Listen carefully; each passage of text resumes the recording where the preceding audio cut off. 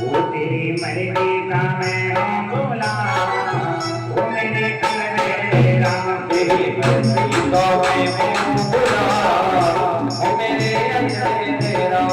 वो तेरी गाया हो से लंबे सफर में, वो तेरी गाया हो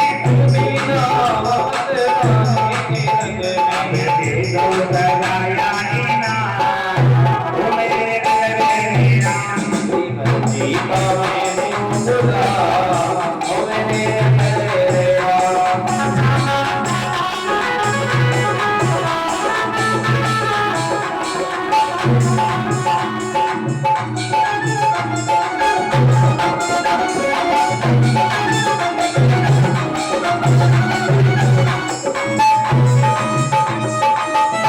लंबे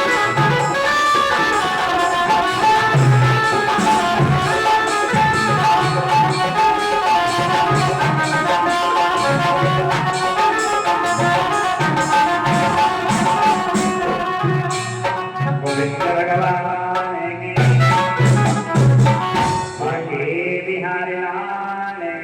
जय हो। राम कृष्ण का एक है, ना ये ज्यादा है ना वो ज्यादा है, पर भाव बराबर होना है। बिना भाव के कोई भी नहीं आया। एक दुकान पे गए, जिस मिठाई आपकी नहीं थी और मिठाई आपने उठाई और मुंह में रख दी, जब तक दुकान की थी तब तक आप उसको चाटते रहे। वो आपने मिठाई अपने 1 किलो तुलवाया और रास्ते में मिल गया आपको कोई खिड़की, साहब थोड़ा सा मीठा हमें भी दे जाओ, है ना, तेरे भगवान को भोग लगाया। जब तक दुकान पे था तब तक अधिकार नहीं था, और जैसे ही हाथ में आया तो उस प्रसाद में बन गया है कि भगवान को चढ़ेगी। कहाँ पहुंच गई? प्रसाद हो गई जाकर के। और आप मावा बांट रहे हो, क्या बांट रहे हो? प्रसाद बांट रहे हैं, प्रसाद बांट रहे हैं। कभी किसी ने नहीं कहा कि हम मावा बांट रहे, खाओ रे मावा खा रहे, कहा क्या हुए?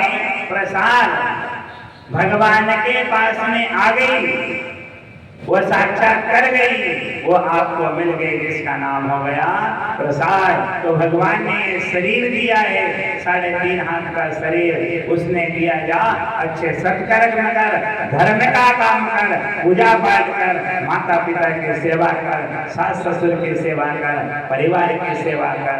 मैंने तुझे जाकर के ये शरीर दिया हुआ है। जब तक उसके पास में था तो उसी का था, और जब छोड़ा ना उसने तो वो भी किराए पे जाके छोड़ दिया कि जा, इतने दिन की अवधि है तेरी, जाकर के फिर मैं तुझे मिलूंगा। धर्म तन पवित्र सेवा किए मन फिर भगिया गोविंद भगवान की जय। तन पवित्र सेवा किए और मन पवित्र करना। भगवान की सेवा करने से शरीर शुद्ध होता है, आत्मा शुद्ध होती है, और ये मन भी शुद्ध हो जाता है भगवान की सेवा करने से। हम तो कहें मंदिर में भी जाओ ना, कुछ भी लेके मत जाओ। मंदिर पहुंच गए, पूरे मंदिर की साफ सफाई कर दी, झाड़ू लगा करके आ गए, तो भी भगवान आपके सुनने का जाएगा। क्या का साफ करा? कचरा साफ कर दिया। कहाँ का? घर का कचरा साफ किया ना, मंदिर का कचरा भी साफ कर दिया जाकर। एक बार का समय में उत्तरा के गर्भ के बालक को बचा लिया। कुंती समझ गई कि मेरे पुत्र की प्राण रक्षा करने के लिए स्वयं भगवान आए हुए हैं। इस समय भगवान ने कहा, सबको बुलाया पास में, वो सबसे कहा मांगो, कौन क्या क्या मांगना चाहता है। तो सर्वप्रथम में नंबर कुंती बुआ का नंबर आया, और कुंती बुआ से कहा मांगो बुआ क्या मांग रहे हो। तो कुंती क्या कह रही है, हे केशव, हे कन्हैया, अगर कुछ देना ही चाहता है ना तो दुख दे दे हमें। क्या मांगा? दुख दे दे, तेरा सुख नहीं चाहिए हमें। भगवान ने कहा कि जन्म से लेके वृद्ध हो गई, जब तक तूने सुख नहीं भोगा और दुखी दुख भोग रही है, आपने तूने मांगा तो दुख मांग रही है। कुंती ने कहा, अरे सुख के माथे सिर पड़े, जो हरि देश जाए, और बलहारी वा दुख की, जो पल पल नाम जपा। है ना, दुख में राम का नाम आता कि नहीं आता? पैर दर्द कर रहे हैं, हाय राम। सिर दर्द करे तो राम आएगा, हाथ दर्द करे तो राम का नाम याद आएगा करके। ऐसे ही सुख में अगर केशव तू हमें सुख दे देते ना, कन्हैया तू हमें सुख दे देता, ये दुख आया ना तो हमारे पास में खड़ा रहा हरदम, तो दुख में हमने तुझे बार बार याद किया तो तू हमारे पास में आता रहा। तो सुख और दुख ये दो अपने ही लिए हुए हैं, कोई दूसरे ने नहीं लिया। गोविंद भगवान की जय हो। कहन मंत्र विपित प्रभु सोएगा,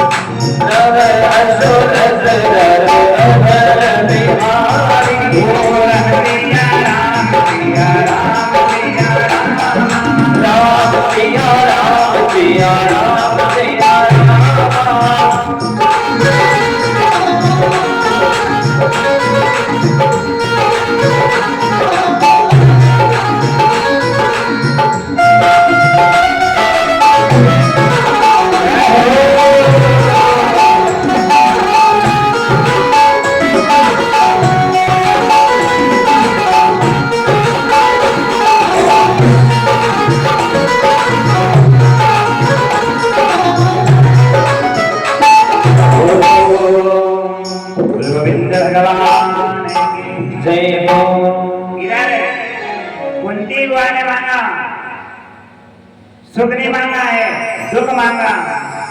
तो भगवान ने अब तो मैं तुम्हें दुख नहीं दूंगा, सुख दूंगा। भीमसेन के पास में गए, भीमसेन तुम्हें क्या चाहिए? भीमसेन ने कहा कैसा हो, एक ही आशीर्वाद दे दो आपका, कौन सा? कि मैं खाता पीता रहूं और सदा खुश ही रहूं। लोग वैसे कहते हैं कि मोटा ताजा हो रहा है, भूख खाता है।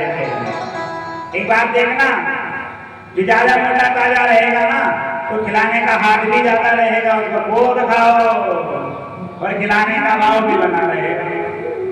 अर्जुन से मांगा, अर्जुन से कहा मांगो, अर्जुन क्या मांग रहे हो? प्रभु मांगने की आदत नहीं पड़े, आपके चरणों में ही सेवा बनी रहे हमारी, और अपन से मांगने की कहते तो मांगना सबसे बड़ी गलती यही है कि मांगना है तो भगवान को मांग लो, भगवान से मत मांगो जा करके। अरे मांगते तो मांगते होते हैं, मांगते क्या कर पाते हैं जा करके। एक मांगने वाला निकल गया, आप उसे आदर सम्मान नहीं दोगे। वहीं से एक संत निकल गया, बड़ा विद्वान निकल करके जा रहे हैं, तो मांगे नहीं वो संत को बुलाओगे, बिठा करके जलपान कराना, आसन पर बिठाया, बड़ा स्वागत किया जा करके। मांगने से मांगन गए तो मर गए, मरे तो मांगन जाए। उनसे पहले वो मरे जिन मरकत ना। मांगना नहीं है। ब्राह्मण का कर्म है, मांगना नहीं है। फेरी लगाना कर्म है, भगवान की सेवा करना कर्म है। ये भगवान का सत्कर्म करना कर्म है। इधर पांचों पांडवों ने विजयश्री प्राप्त कर ली। विश्व पितामह के पास में पहुंच गए, प्रणाम किया।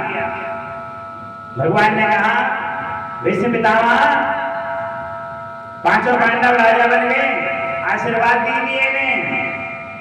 भीमसेन ने कहा, विश्व पितामह, केशव, मुझे एक बात बताओ कि मैंने मेरे 124 जन्म की बात मुझे पता है कि मैंने कोई भी बुरा कर्म नहीं किया, और ये बाणों में से या मुझे जो मिली जाकर के एक कारण बता दो। एक बार का समय विश्व पितामह सुबह सुबह निकले जंगल में, और जब जंगल में गए ना, सुबह का समय था, सूर्य की पहली किरण आ रही थी, और एक 5 फण वाला सर्प भगवान सूर्य को अर्घ दे रहा था।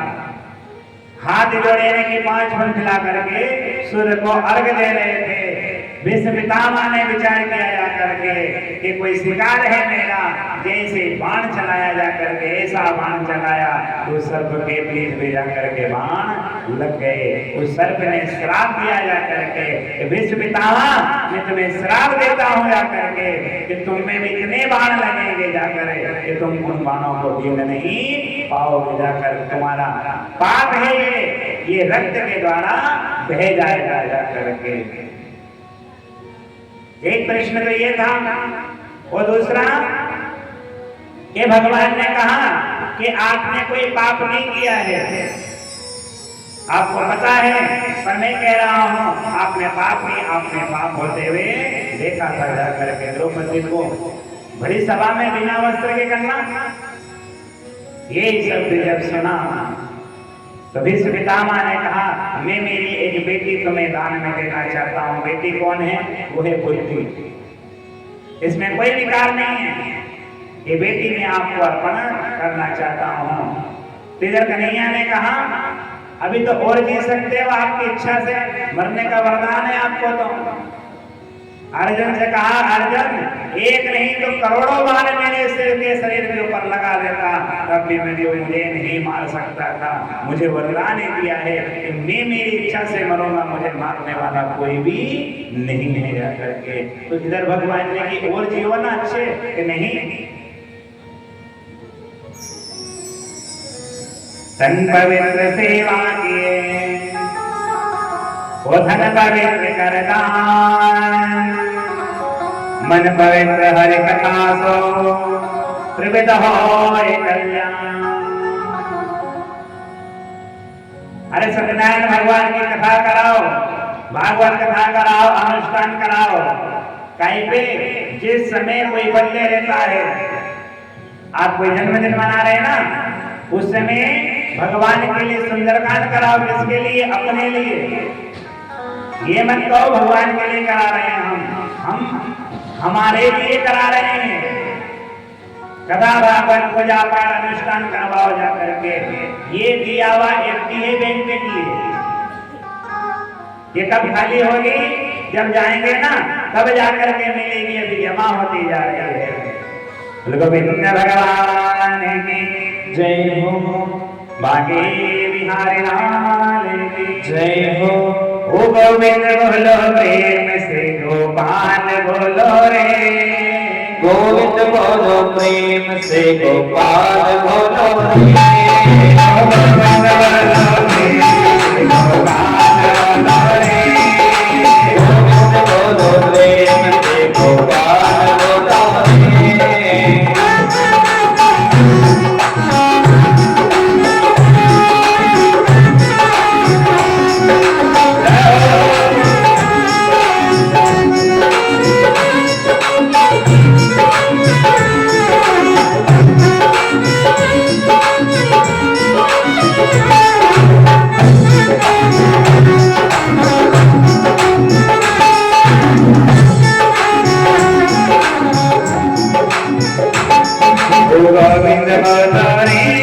गोपाल बोलो रे गोविंद बोलो रे गोपाल बोलो रे गोविंद बोलो रे या माता बोलो रे गोविंद बोलो रे गोपाल बोलो रे गोविंद बोलो रे गोपाल बोलो रे गोविंद बोलो रे गोपाल बोलो रे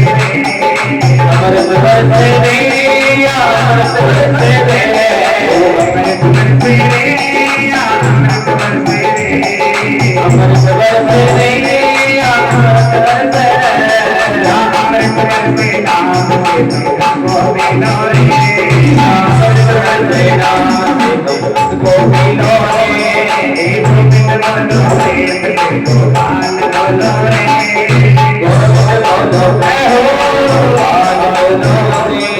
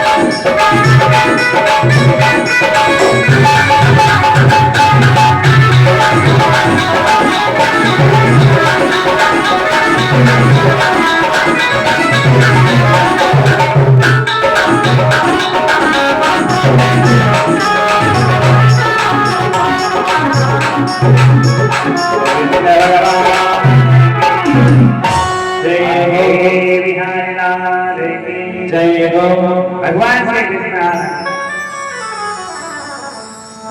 भीष्म महाराज कह रहे हैं भगवान ने कहा तुम्हारी इच्छा से मरना तुम तो भीष्म राजा ने कहा देहांतकारे तुम सामने हो मुरली बजाते मन को लुभाते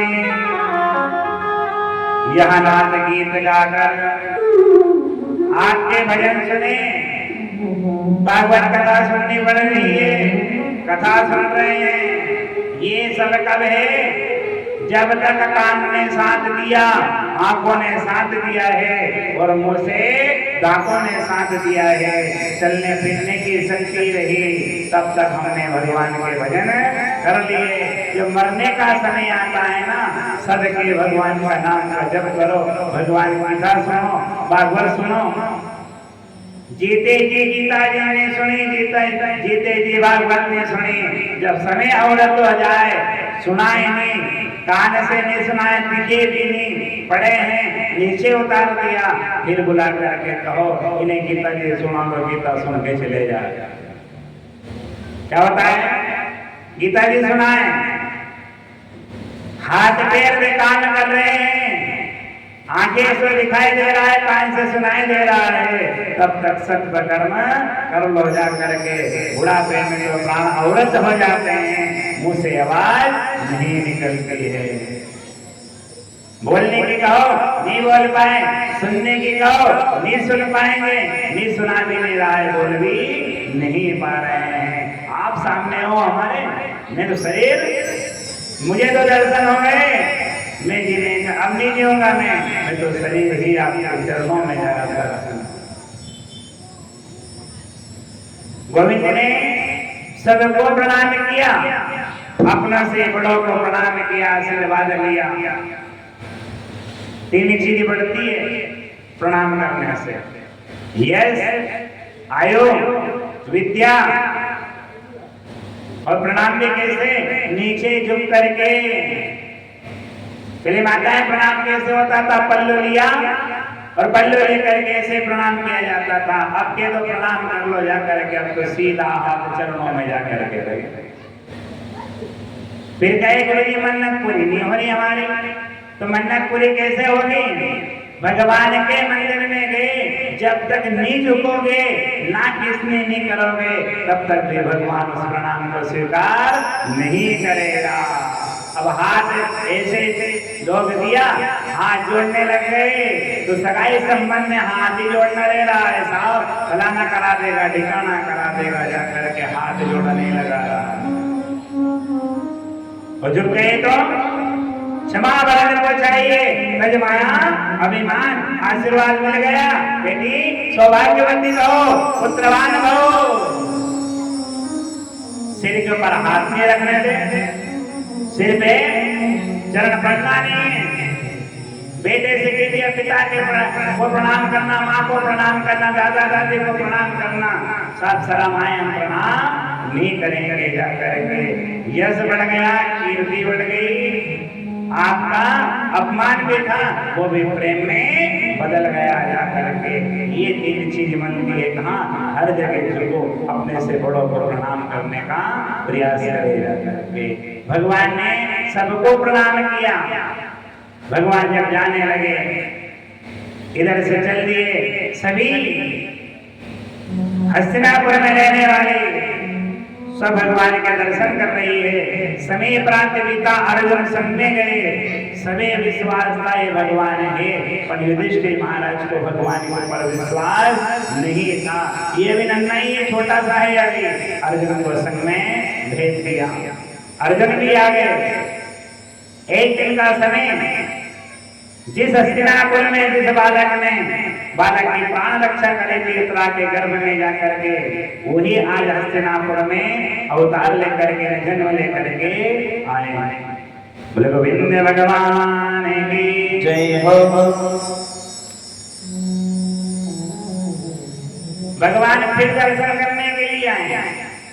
जिस बालक ने अवतार लिया, बैठ गए, ऐसा बालक देखा आपने जो आलकी पालकी लगा करके बैठ गया और भगवान के नाम का गुणगान कर रहा। देख सबकी तरफ रहे हैं, पर हंस किसी की तरफ भी नहीं रहे। वो ढूंढ रहे हैं कि जिसने मेरी प्राण रक्षा करे गर्भ में जाकर, वो तो इस भीड़ में मुझे दिखाई नहीं दे रहा है, वो है ही नहीं।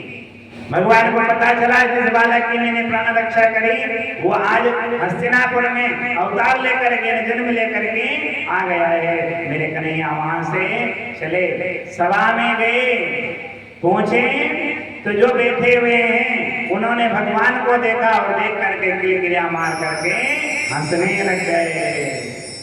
अब सब कह रहे क्यों? जीव ने भगवान की पहचान कर ली। ये जीव ने भगवान की पहचान कर ले जा करके स्वयं भगवान आ गए मेरे दरवाजे पर। सिर के पर हाथ रखा, जैसे हाथ रखा नाम रख दिया।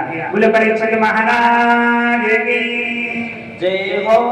नाम रख दिया परीक्षित, इसे कहते नामाकरण हो गया। इधर जब अर्जुन फिर छोड़ने के लिए गए, राजा राजभार संभालने के लिए व्यवस्था, राजा परीक्षित थोड़े बड़े होने लगे। इधर भगवान के सामने देखते देखते आंखों के सामने पूरा युद्धवंश खत्म हो गया। कारण एक बार मां गांधारी ने भगवान को श्राप दिया, हे केशव मैं तुम्हें श्राप देती हूँ कि जिस प्रकार तुमने हमारी आंखों के सामने हमारे पूरे पुत्रों का सर्वनाश करा दिया जाकर के, एक दिन समय ऐसा आएगा कि तुम्हारे पुत्र तुम्हारी आंखों के सामने देखते देखते खत्म हो जाएंगे, जाकर तुम कुछ भी नहीं कर पाओगे। हमें कहते हैं ना राजाओं का, पांडवों का साथ दिया मेरे कन्हैया ने, और मां गांधारी ने इन्हें भी श्राप दिया जाकर के, मैं श्राप देती हूँ तुम्हें जाकर, और यह द्वंस खत्म हो गया। बड़ी चिंता दुख है, पर फिर भी मेरे कन्हैया ने सिर के पर हाथ रख करके नहीं बैठे, वो उदास नहीं हुए। अर्जुन ने देखा तो देख करके गोलोक भगवान ने अर्जुन को देखते देखते गोलोक धाम को चले गए। अर्जुन आए हस्तिनापुर। अब हस्तिनापुर में आकर के युधिष्ठिर महाराज के सामने आकर के बैठ गए। युधिष्ठिर महाराज ने कहा, अर्जुन तीन अवस्था ऐसी होती है कि इंसान का सिर अपने आप लटक जाता है। पहला कि किसी कोई ब्राह्मण की हत्या हो गई, दूसरा कि कोई गौ माता की हत्या कर दी हो, और तीसरी बात बताई कि जो आपके संग में रह रहा है, सदा रह रहे हैं आप संग में, और वो आपको छोड़ करके चला जाए, तब भी यही मनुष्य किसी के संग बिना रह नहीं सकता है। जैसे सुना और अर्जुन ने कह दिया कि जिसके साथ में हम रहते थे वो हमें छोड़ करके गोलोक धाम चले गए। ये सुना तो इधर कुंती बुआ ने सुना, सुनते ही शरीर छोड़ दिया। युधिष्ठिर महाराज ने कहा अर्जुन 7 महीने में आया फिर भी शुभ समाचार लेकर के नहीं आया, ये दुख भरा समाचार लेके आया। इधर युधिष्ठिर महाराज ने राजा परीक्षित को बुलाया और बुला करके राजगद्दी के ऊपर बिठा दिया, तिलक लगा कर कह दिया बेटा 3 बातें हमेशा याद रखना। पहली बात है कि कोई राजा अगर अपने राज्य में आ जाए और अपना मुकुट तुम्हारे सर सामने रख दे तो कभी भी उसके ऊपर प्रहार मत करना। और दूसरी बात बताई कि अपनी प्रजा में कोई भी भूखा ना रहे। और तीसरा प्रश्न बताया कि इसमें कोई संत महात्मा ब्राह्मण का अपमान कभी भी मत करना, इनकी सेवा करते रहना। और युधिष्ठिर महाराज ने कहा कि हम बिना कृष्ण के बिना केशव के हम अब नहीं रह सकते हैं। राजा परीक्षित रो रहे हैं, मैं छोटा सा 5 वर्ष से क्या जानता और आज संभालना, बेटा तुम्हें राजा रखना पड़े। गोविंद भगवान की जय हो। राजा बड़ा होने लगे। जब राजा बड़े हुए समय प्रांत बीता, इनका विवाह हो गया। एक राजकुमारी का नाम है एरावती राजकुमारी के साथ में इनका विवाह हो गया। फिर और उम्र बढ़ी, ऐसे बढ़ते हुए इनके 4 पुत्र की प्राप्ति हुई। इसमें बड़े बेटे का नाम है जन्मेजय। एक दिन राजा ने विचार किया कि मैं सभा में जाऊं, मेरे नगर में देखो कोई भूखा तो नहीं है, कोई प्यासा तो नहीं है। पूरे नगर में भ्रमण किया इन्होंने, सब जगह घूमे, सब जगह व्यवस्था ठीक दिखी। पर एक समय की बात है, एक गाय और एक बैल दोनों बात कर रहे हैं। गाय कौन है और बैल कौन है? गाय है पृथ्वी और बैल है धर्म। तो गाय रो रही है, रुदन कर रही है, बैल यानी धर्म समझा रहा है गाय को। कोई तुम्हें छोड़ करके चला गया इसलिए रो रही हो क्या? गाय ने कहा कि मैं इसलिए नहीं रो रही हूँ, मेरी सेवा मेरे गोपाल ने, मेरे कन्हैया ने मेरी सेवा करी है। गौ माता की सेवा किसने करी? स्वयं भगवान ने गाय चलाई है। तो मेरे कन्हैया का नाम क्या पड़ गया था? गोपाल नाम पड़ गया था। जा करके उन्होंने मेरी सेवा पूजा करी है। अध्याय हो रहा है। गोविंद भगवान की जय हो।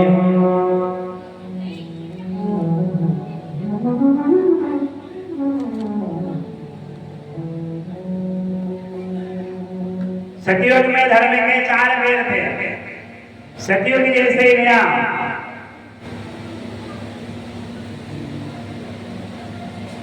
और इधर आदेश था जाकर के राजा ने सबसे कह रखा था कि कोई बुराई करेगा, कोई बुरा करेगा, उसको सजा दी जाएगी। सतयुग, द्वापर, त्रेता और कलयुग, ये 3 युग गए। धर्म का एक पैर रह गया जाकर के। अब 4था नंबर में जैसे कलयुग आया और कलयुग का प्रभाव बढ़ने लगा जाकर के। ये बैल गाय रोटे इसको समझा रहा है। समझाते समझाते ये दृश्य सब राजा परीक्षित खड़े हुए देख रहे थे। एक बड़ा विकराल रूप लिया कलयुग ने और आकर के इन दोनों को मारने लगा और मारते मारते चला जा रहा था। राजा परीक्षित ने इसको रोका, पूछा, ए भैया तू कौन है? हमारे यहाँ कोई बुरा कर्म नहीं करेगा, सब सत्कर्म करेंगे। तो कलयुग ने कहा कि मैं महाराज में कलयुग हूँ। तो राजा ने कहा कि हमने तो कलयुग को रास्ता ही नहीं दिया है, जगह नहीं दी जा करके। तो कलयुग कह रहा है कि सतयुग, द्वापर, त्रेता युग में, इन 3 युग में जो कोई कर्म करता था, बुरा करा है, तो पूरा परिवार भोगता था। और कलयुग में तो एक ही नाम है कि जो भगवान के नाम का भजन करेगा उसे ही मोक्ष मिल जाएगा जाकर के। ये नहीं इसने काम कर लिया तो हमें फायदा मिल जाएगा। गोविंद भगवान की जय हो। कलयुग केवल नाम आधारा, कलयुग केवल नाम आधारा, कलयुग केवल नाम आधारा, कलयुग केवल नाम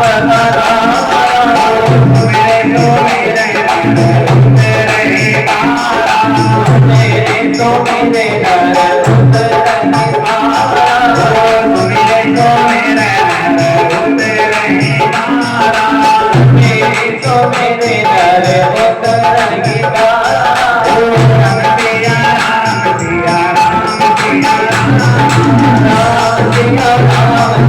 सिया राम सिया राम सिया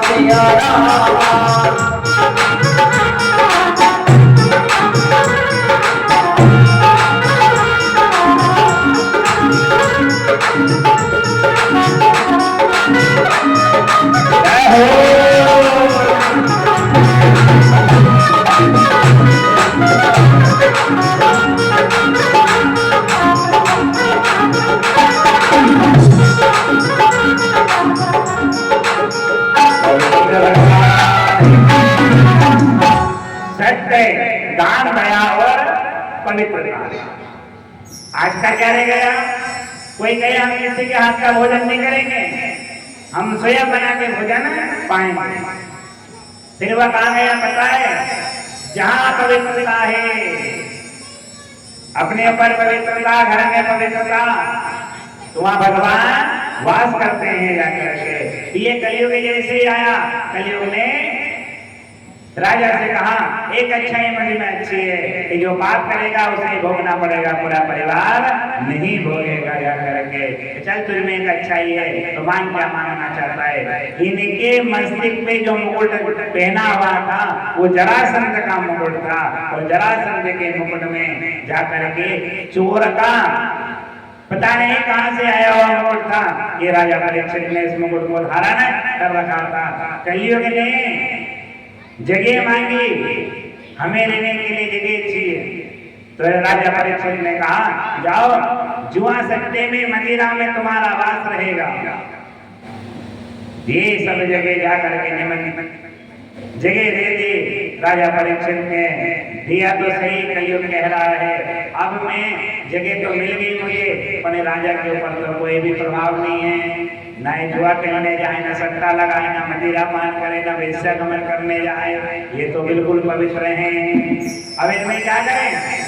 फिर राजा से कहा कलयुग ने एक जगह और कोई चीज है तो आपको जैसी अच्छी लगे जा करके, थोड़ा बड़ा परिवार है हमारा।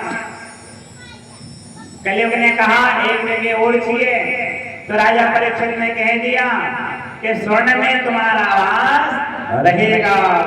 अब सोने का नाम जैसे लिया, ये कलयुग मस्तिष्क के ऊपर जाकर के बैठ गया। अब इधर भगवान ने क्या कहा?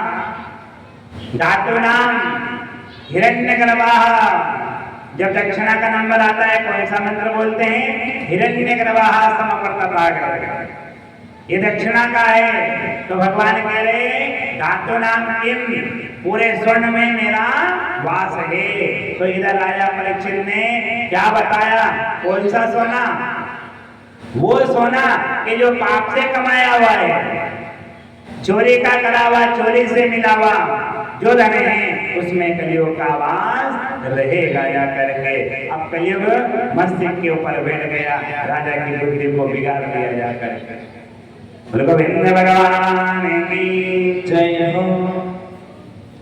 अब राजा की बुद्धि बिगड़ी तो एक सुंदर जंगल में गए, और जंगल में एक ऋषि बैठे हुए थे समाधि लगा करके। सभी ऋषि समाधि में बैठे हुए हैं, और राजा परीक्षित पहुंच गए। हो जा करके महाराज से जल की याचना करे, हमें जल पीना है, तो जल राजा ना पी पाए, ना संत ने दे पाए। संत तो समाधि में बैठे हुए थे। राजा के मस्तिष्क के ऊपर जो कलयुग का वास हुआ, उसने बुद्धि बिगाड़ दी, मन बिगाड़ दिया, चित्त बिगाड़ दिया, और अहंकार संग में आकर के बैठ गया। एक मरा हुआ सर्प उठाया, और उठा करके राजा ने ऋषि के गले में जाकर के वो सर्प डाल दिया, और चले आए। अपने महल में भी आ गए, मुकुट को उतारा, फिर पूरा वृत्तांत सामने आया। हो आज तो मैंने बड़ा पाप कर दिया, एक ऋषि का अपमान करके आया मैं। और इधर समीक ऋषि के बेटे का नाम श्रृंगी, ये समीक बैठे उन्होंने पिता का, मेरे पिता के गले में मरा हुआ सर्प डाल करके गए। बेटे ने जल लिया और जल लेकर के श्राप दिया कि जिसने भी मेरे पिता के गले में मरा हुआ सर्प डाला है, यही 7 दिन, 7वें दिन में जो सर्प मरा हुआ है यही जीवित होगा और यही तक्षक बन करके उसे जाकर के डसेगा, उसका प्राणांत हो जाएगा। जाकर के पिता की समाधि खुली, बेटा बैठ करके रो रहे थे। पिताजी ने कहा, बेटा रोज रो रहे हो? पिताजी आपके गले में देखो तो सही, कोई सर्प डाल करके गया है और मैंने भी ऐसा श्राप दिया उन्हें कि वो भी करने वाला नहीं है। पिताजी ने पूछा, बेटा कौन सा श्राप दिया? कि 7वें दिन में सर्प के द्वारा यही सर्प जीवित हो जाएगा। बेटे से पिता ने कहा, बेटा बिना विचारे जो करे सो पाछे पछताए। वो काम बिगड़ जाता है ना, उसके बाद में हंसी होती है, वो काम सुधर नहीं पाता है। जाकर के एक गोरमुख नाम के शिष्य को भेजा राजा के पास में। वो राजा से खिलवाए राजा को कि देखो कोई शादी ब्याह की तैयारी करता है, लगन पत्रिका की तैयारी करता है, आप अपने जीवन को सुधारो, ये मरण को सुधारने की तैयारी करो। राजा ने कहा, क्या कहा? फिर राजा कह रहे कि मुझे पता है कि मैं पक्का हो गया कि मैं 7वें दिन नहीं मरूंगा, मुझे मारने वाला और कोई भी नहीं है। गोविंद भगवान की जय हो।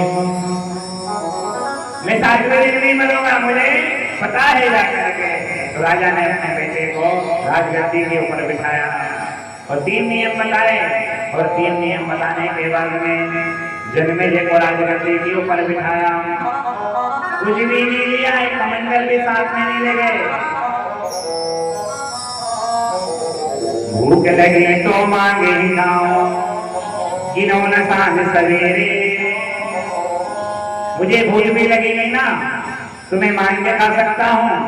कमंडल भी नहीं लिया।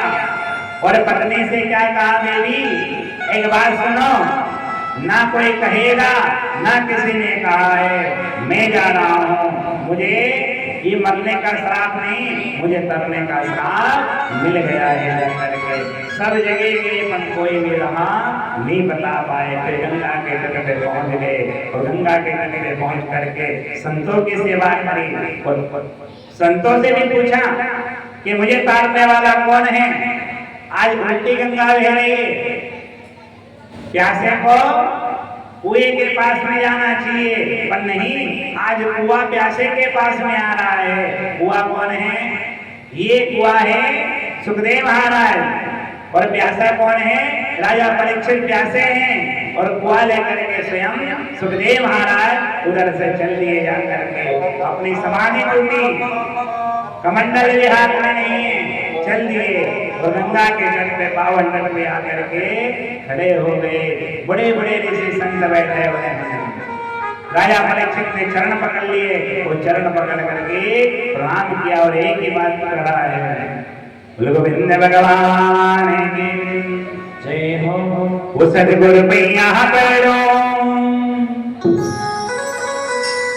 वो सदगुरु पैया पैरो, राम से मिलाए दीजो। सदगुरु पैया पैरो, राम से मिलाए दीजो।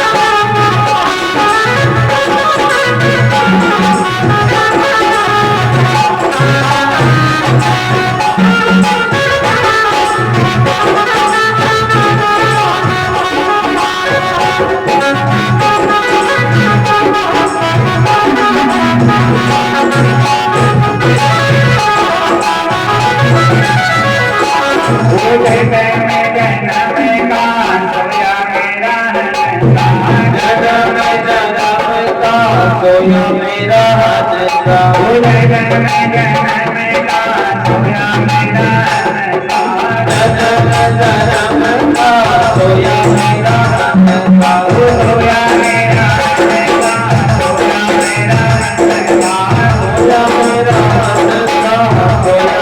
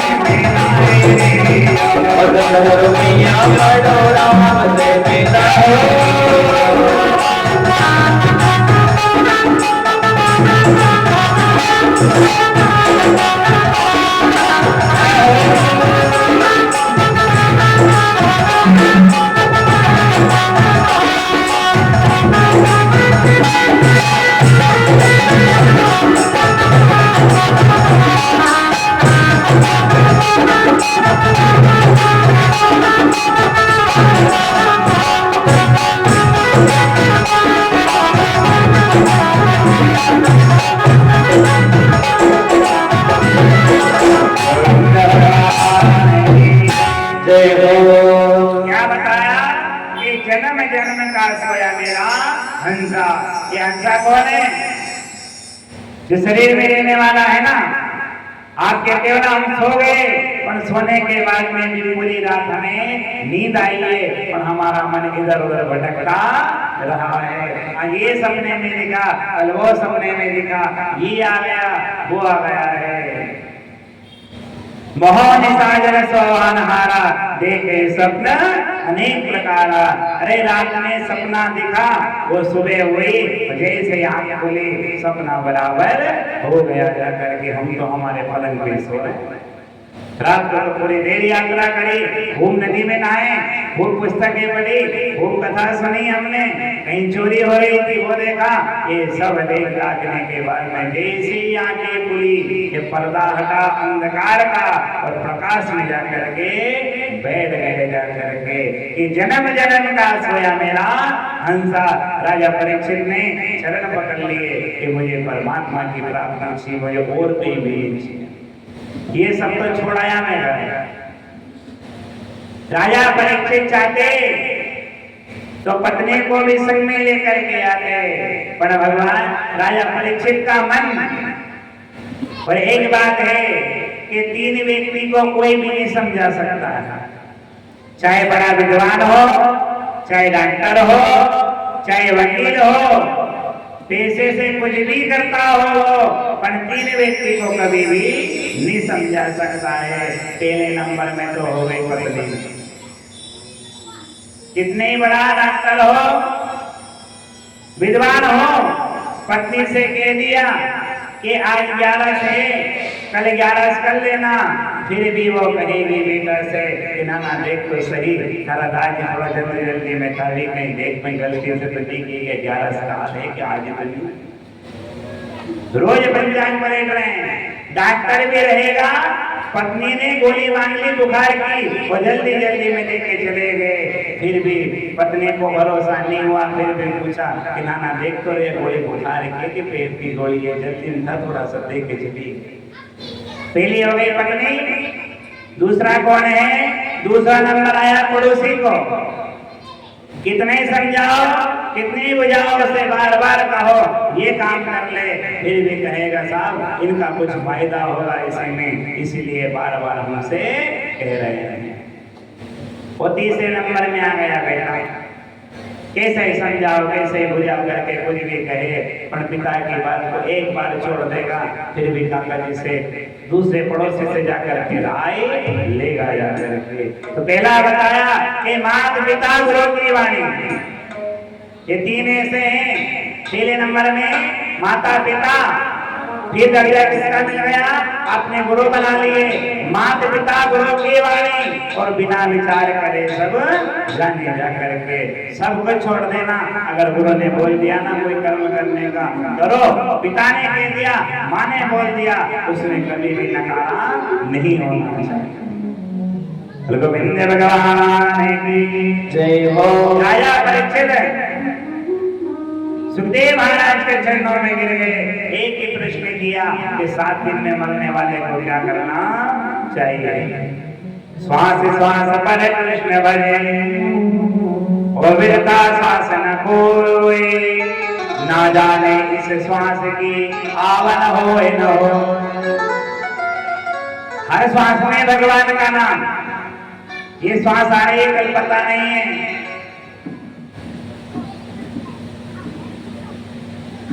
ये श्वास आ गई, दूसरी आएगी नहीं आएगी। हर श्वास में कृष्ण का नाम, भगवान का नाम, गुरु का नाम होना चाहिए। हर समय में हर श्वास जा रही है, श्वास श्वास में राम भजे, राम को हर श्वास में आना चाहिए। फिर राजा परीक्षित ने पूछा कि गुरुदेव भगवान ने सृष्टि की रचना कैसे करी, उत्पत्ति कैसे हुई? एक सोने के आभूषणों को आपने ओखली में डाल दिया, और डाल करके खूब कूटने लग गए, और कूटते कूटते सोना एक कर दिया आपने जा करके। जब कान में था तब भी सोना था, और ओखली में पड़ गया तब भी सोना है। कूट कूट करके उसे एक बना दिया, तब भी उसे उठा के पूछोगे तो ये क्या है? ये सोना है। पहले भी नारायण है और आखिरी में भी नारायण ही रहेंगे जाकर के। क्षितिजल पावक गगन समीरा, पंच रजत मद अधम शरीरा।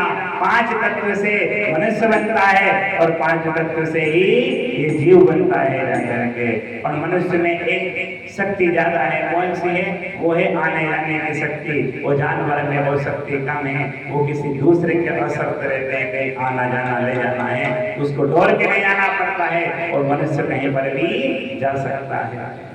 गोविंद भगवान की जय हो। एक बार भगवान का निमंत्रण हुआ, दुर्योधन ने निमंत्रण करा। बोलो गोविंद भगवान की। ओ राम नाम बोलो मैंने हरे राम बोलो रे। ओ राम नाम